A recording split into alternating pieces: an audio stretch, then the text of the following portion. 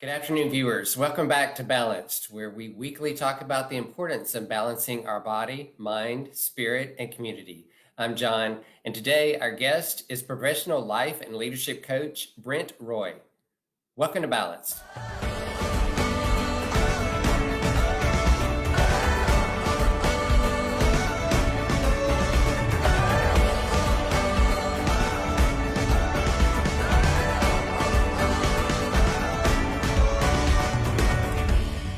Welcome, viewers, to our episode of Emotional Balance today. We are wrapping up our series, and I'm so excited to be able to introduce to you a new face in our Balanced family. It's a friend of mine. His name is Brent Roy, so I'm going to go ahead and say hi to Brent. Brent, thanks for jumping in here today. Hey, it's a pleasure to be connecting with somebody in a much warmer place today. Much warmer place. Well, okay, you started it. Where are you? I am in Eastern Canada, New Brunswick, Canada. And okay, so it's April 7th. What's it like in Canada, April It's a, 7th? it's a little cloudy today, and I have to convert it from Celsius to Fahrenheit, but it's probably 40 some degrees Oh, Fahrenheit. Yeah, okay. not terrible. For Canada, it probably feels like close to summer. Am I right? No, it gets really No? hot here in the summer, believe it or Oh, not. really? Yeah, we get Okay. extremely hot summers and often very cold winters. Wow. Yeah, Well, yeah, I won't tell you what it's like outside today. Then, thank you. we're Yeah, good. don't need to rub it in. No, exactly. Well, this is awesome. We get to connect, through Yeah. technology to be able to share this no matter where we are. So I appreciate your doing this and helping us talk about a topic we have yet to touch on in our episodes. And I know it's going to be helpful to people. So we're wrapping up, viewers, our emotional balance episodes by talking about burnout. And Brent, as a professional life and leadership coach, this is a topic he's very familiar with on a personal level, but also from helping clients. So I'm going to go ahead and start sharing my screen here, Brent, and let you start by telling us, when we say burnout, let's define that. What is it that we're talking about here? Yeah, it's a great question. It's one of those almost throwaway words that people have. Oh man, I'm so burned out, and we have this idea that we can recover from this so-called burnout by getting a little extra sleep on the weekend. That's not what I'm talking about. Right. And the thing is most of us who have experienced it didn't know what burnout was until we actually experienced it. So for me, back in December of 2017, I was a regional director of communications at a health authority in Canada, five regional hospitals, multiple medical centers, and staff of 13,000 and 1,000 physicians. So when anything would happen that was of media interest, usually on the negative side, that was my job to kind of suss it out and create a response, something I loved and enjoyed and have done for a long time in my career. But what I was finding was I was getting really exhausted, and this career that I had invested so much into was suddenly not interesting to me anymore. So in December of 2017, just prior to that, some of my staff members were saying, "You don't seem yourself." And I said, "No, I've just got a lot on the go. I'm really kind of busy right now. I just need a little bit of rest." I found myself in the afternoons at 2 o'clock staring at the computer screen and not knowing what to do. Mm. I had a staff member who was the one who would collect the media requests, and she would come up with what she thought was the best plan, and then I would approve it or modify it. And I was questioning, second guessing everything. So exhaustion was the number one thing. Some detachment from the job, feeling that you were not able to do your job, questioning your abilities, and also getting a little cynical. I was finding myself, criticizing some of the media I was working with and so on, and Mm. Mm. it just wasn't the typical me. And every chance I got, I was going home and going to bed. So it's if you're having those types of symptoms, I would say see your doctor. I was fortunate; I had a great doctor who recognized it right away, And the only way around it is to get the proper rest and reset your life, basically. Yeah. Now that we have that definition, we can then figure out, okay, well, what's the causes of that? And you've put some thoughts here about, and it's going to be interesting, viewers, to see what you think about these thoughts that Brent has. So, Brent, tell us about these thoughts about what causes burnout.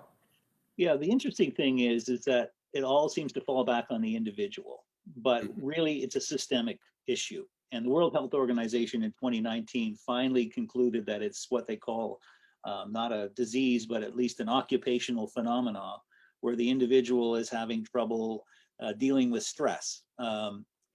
Actually, it doesn't even say the individual, just say where stress is unmanaged and unmanageable. And so there are a lot of factors that contribute to that sense at work. And what I experienced was job related burnout. You can have caregiver burnout as well. There are other types of burnout. For example, my wife is looking after her elderly mother, and I can see some of the signs in her. She's a very caring person. She works with children in the school system during the day, helping them, and then in the evening, 3, 4 nights a week, she's visiting her mother in a senior's home. So I'm starting to see that in her. But at work, it's a different story because you need to be at work until you retire and so on. So unfair treatment is one that certainly contributes to that. That I guess maybe was somewhat of a factor in my case, but not the overriding one. And that's a sense of well, it couldn't be clearer, I guess, where you just don't feel that things are equitable in the workplace. There's the unmanageable workload, constant job cuts, and so on. Yet the job position doesn't change, and so therefore you pick up the slack, you and your other coworkers. And a real tough one is the lack of role clarity. And nobody likes to go to work and not be sure of what they're doing, and wondering if they're following the system properly. So that comes from management not giving you clear expectations, and then lack of support from management, lack of communication. So my position when I came back from burnout, I went back to the communications department, but the organization was very supportive, and I'm now in a human resources role as a healthy and respectful workplaces advisor. So I go in settings and check out the culture. Usually it's requested that we've got some morale issues here. Do interviews, get to the bottom of that. And what I'm finding is a lot of the problems are at the management level because due to lack of communication and support. And if people don't know what they're supposed to do, it's stressful. And then the unreasonable time pressure, endless deadlines that some of them are manufactured, some of them are legit, but you mush them all together and it can be too much. So you only need one or two of those things to start to feel the way I was experiencing. Yeah. I appreciate you distinguishing, the different settings, I guess is the word, of burnout. This is particular to workplace. Mm-hmm. So I'm curious if you can drill down for us a little bit on bullet point 3 and 4 about role clarity and managerial communication. In particular, if I am the CEO, I am the manager, I am, that top level person, and I'm feeling burnout, what does that mean? What's causing that? That's a really good question. And interestingly enough, I don't know if I've ever even really heard of that. Uh, but it must be a real phenomenon because it would make sense. But I'm thinking that I guess kind of like Bob Dylan said, you got to serve somebody. So everybody is serving somebody. So if you're a CEO, you're reporting to the board and so on. So that could still be the case. But I would say if you're experiencing that at that level, it goes back to the old saying we probably all heard is that if when you're on a plane, if it starts to lose oxygen and the mask comes down, if you have a child with you, put it on yourself first. Your instinct would be to try to help the child. Uh, Right. you can't do anything without oxygen. And Yeah. by the same token, whether you're the CEO or the president or a VP, you're not going to be able to affect positive change if you're not looking after yourself. Yeah. So in cases like that, I would say get the help that you need and get the rest that you need and try to figure out what's missing or what's causing this, and then come back and try to change it. Yeah. That's great. So, Sounds like the clear message is if you recognize yourself on any of these factors, don't ignore it. That's right. It's not going to go away on its own.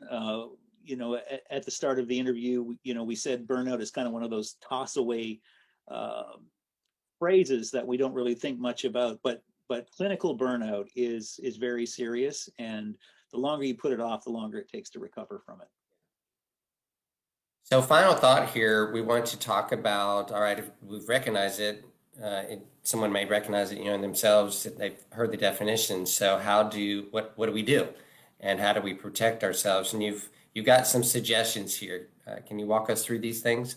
Yeah, and I started off by saying, and I still believe this, and the eminent researchers on this, the preeminent researchers, Maslow and Leader, will tell you it's a systemic problem, right? It's the Hmm. system, and the system doesn't care about you and I. There are individuals in the system that do care, but it's like, no, I'm sorry, I know it's not great, but this is the way the system is. But unfortunately, we look at it on, well, it's your problem. How did you burn out? And they don't want to look at the actual system.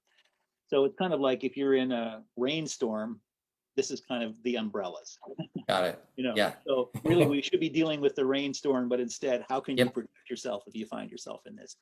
So the first one comes from a phrase from Rahuf. I can't think of her name exactly how to pronounce her name, but she wrote the book called Hustle and Float, Hmm. and the phrase "work warrior" came up there a lot, and we see that as a badge of honor. We show up to work and we go, "Hi, you look a little tired." Yeah, I was up till 11 o'clock on the laptop doing a presentation last night and just wanted to get ahead of that. It's like it's bragging almost. Yeah. And so I would say, one of the things, stop doing that. Especially if you're on a salaried position, what are the benefits to that, and what are the detriments to that? So when I work with my clients, for example, I worked with a lady who was a nurse manager, and she found that her shift was 8 till 4, but she has 24-hour nurses working for her, and she would stay around for another half an hour to try to connect with some of those nurses that were Hmm. leaving one shift, starting another shift, and so on. But she started to get resentful about it because it was taking away from her time, and so she would kind of be really exhausted on her drive home from work. It was another half an hour, and I asked her what would be different if the last bus left at 4 o'clock. Hmm. And you're right. So she found another way to um, get these values into the workplace while she was there, and how to connect with folks while she wasn't there. So she really walked away with a sense that I'm more in control here, as opposed to people that want to hang out in my office till an hour after my shift ends. Right. So that's the first thing. And then stop ignoring your boundaries is another one. And the two are pretty well intertwined. I mean, they're Hmm. they're they're very similar. And what I say by stop ignoring your boundaries, what I mean by that is that you need to be clear on where your workday ends and where your leisure begins. And I think one of the mistakes that I had made, and I had been very good throughout my career. I had three young children, and I made a decision not to get into positions where I wouldn't be able to be at their football games and hockey games and their music events and so on. And I stayed true to that. But once they got into university age and I wasn't the dad who needed to drive them around anymore, I said, Hmm. okay, I'm open for higher levels of responsibility. And unfortunately, I didn't replace those times with my kids with anything for myself. So therefore, I made myself available. Yeah. And if, hey, can we meet tonight and just go over this news release? And I'm like, oh, well, Hmm. got nothing else going on. Why not? And then what happens is I become one of those people that can be available 24/7. Yeah. Yeah. That's really helpful. It sounds like if you're just looking at these three, for yourself, your own experience, that maybe that one was the one that best you figured out. That's what I have to do to protect myself. Does that sound right? It does. I mean, the grumbling, many years ago, I think I might have been a grumbler, and I became aware of that and started taking Yeah. steps. I keep a gratitude journal, and it is helpful. It really is, like, to be thankful for the things that you have in your life. But Hmm. for me, it was definitely the boundaries. And when I came back, I established boundaries. So rather than having elastic boundaries, uh, letting them know you have boundaries and Yeah. say, look, Oh, you know yeah. what? I'm happy to give you 100% from 8 a.m. to 4 p.m., the hours that you're paying me for. And I also want you to know that I am available for emergencies after hours. However, my phone will be off and I won't be looking for emergencies. So, if you're looking for me, you know how to reach me. There's a phone Right. number, and then I'll know it's serious. And so Yeah. I'm a dedicated employee, but I'm also telling you that I'm not your 24/7 guy that's always going to be there. So I think you get a lot more respect when you do that. And if I could go back in Sure. time, had I done that, I probably would have avoided a burnout.